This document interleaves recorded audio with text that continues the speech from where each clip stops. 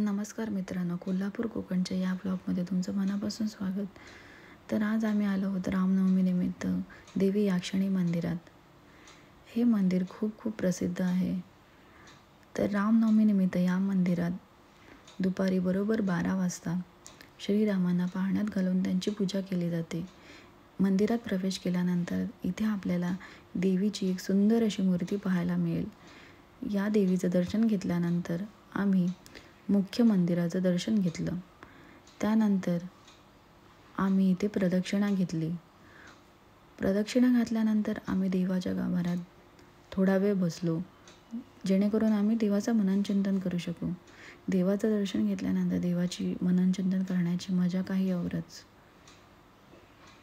त्यानंतर आम्ही गेलो देवाची पालखी पाहायला. इथे तुम्हाला देवाची सुंदर अशी पालखी बघायला मिळेल.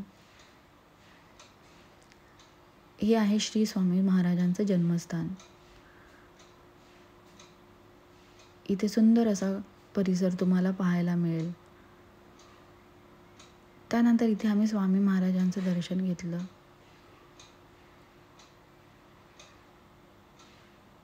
हा सुंदर असा परिसर खरंच मन मोहून टाकणारा आहे. ह्या पाळण्यात श्रीरामांची पूजा केली जाते. बघा किती सुंदर रीतीने सजवलेला आहे हा पाळणा. अतिशय सुंदर असं विलोभनीय दृश्य पाहायला भाविकांची मोठ्या प्रमाणात गर्दी असते इथे.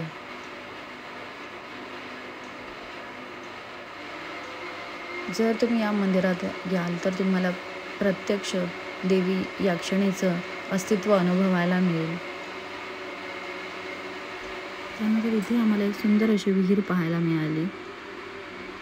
अशाच नवीन व्हिडिओजसाठी आपल्या चॅनलला लाईक, शेअर आणि सबस्क्राईब करायला विसरू नका. धन्यवाद.